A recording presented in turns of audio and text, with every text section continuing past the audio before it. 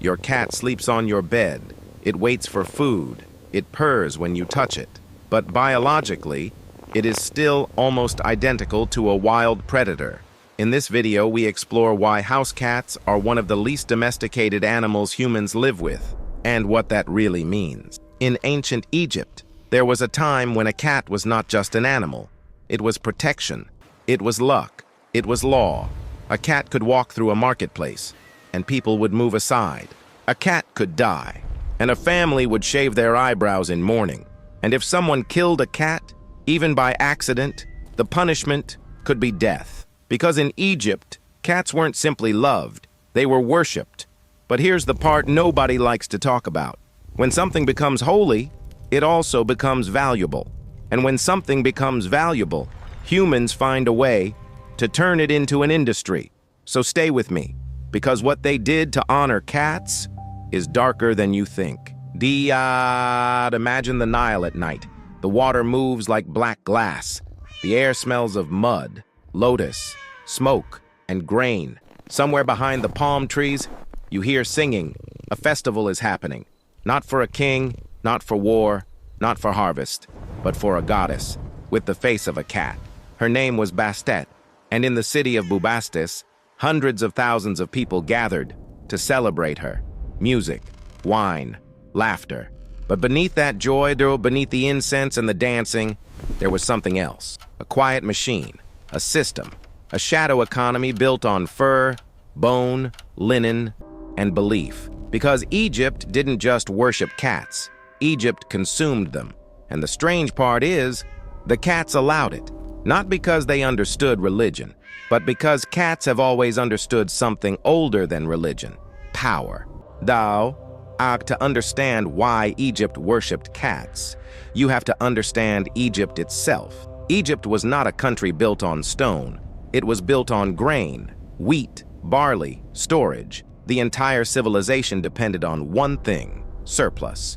If you could store food, you could build temples, you could fund armies, you could feed workers, you could build eternity.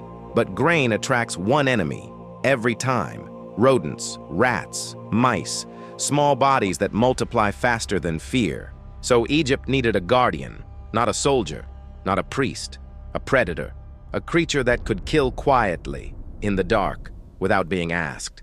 And that creature was the cat. At first, cats were useful. They were tools, silent workers patrolling the edges of human life. But Egypt didn't stay practical for long.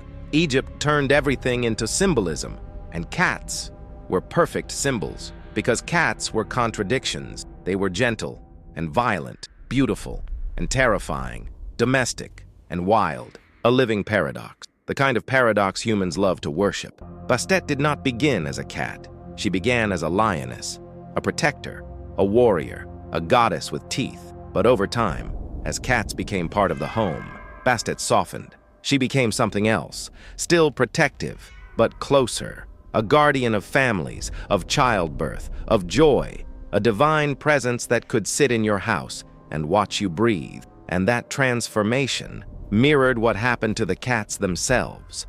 They were still predators, but now they lived beside humans. Not owned, not trained, just tolerated, chosen. And Egyptians didn't just notice cats. They began to mythologize them, to place them into the universe like a puzzle piece that had always been missing. There was a city where Bastet's worship reached its peak: Bubastis. The festival there was legendary. Ancient sources describe crowds so large, it sounded impossible. Music echoing through streets, boats moving down the Nile like floating lanterns, people arriving with gifts, not for a king, but for a cat goddess. And in the center of it all, a temple. Stone walls covered in carved cats, eyes that never blinked, a place where divinity felt close enough to touch. But the most important part of that temple was underground, because beneath the celebrations, beneath the incense, there were corridors, candle-lit passageways, silent galleries, and inside them, the dead waited.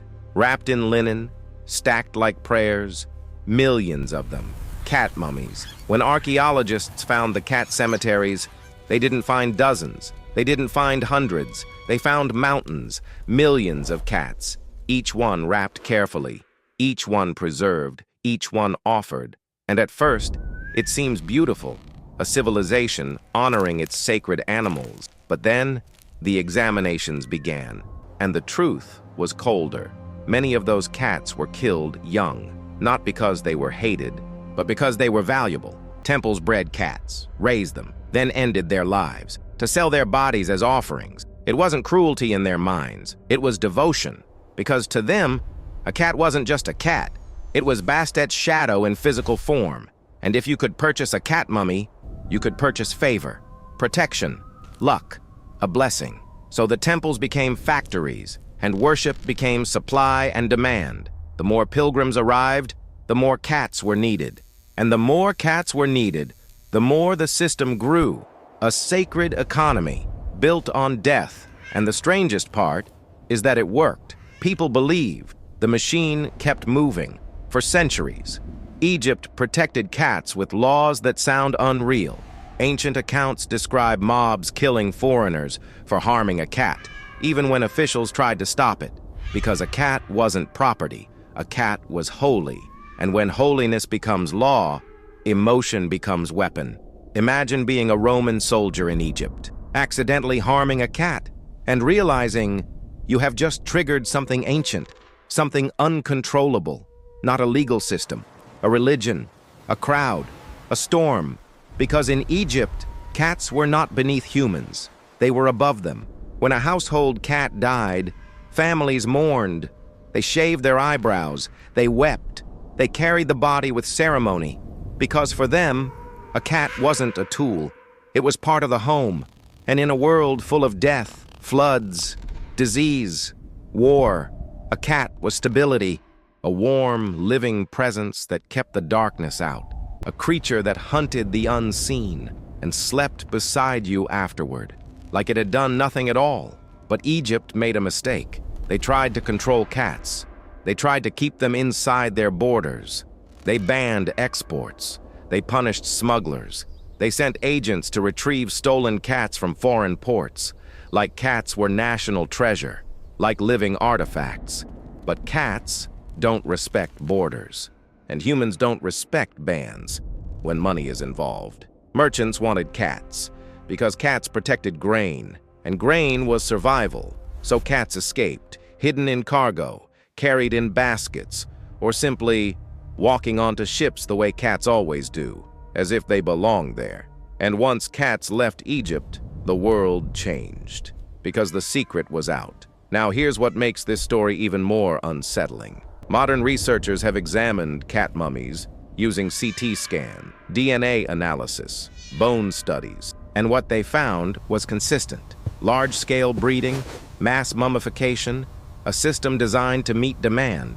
Archaeologists also trace the spread of domestic cats through trade routes and genetic markers, meaning Egypt didn't just worship cats, Egypt shaped them, Egypt multiplied them, and Egypt helped export the cat into the ancient world, not intentionally, but inevitably. Because once a civilization proves something works, everyone wants it. And now we reach the part where the story turns. Because when cats stopped being gods, they didn't become ordinary. They became suspicious. They became symbols of the night, of hidden eyes, of things that move silently. And in another time, in another place, humans looked at that same creature and saw not protection, but evil. So the question is, how does an animal go from sacred to hunted? How does a goddess become a curse? And how did cats survive when the world decided they should disappear? Because the next chapter is the darkest one, and it begins when the church bells ring and the streets fill with fire.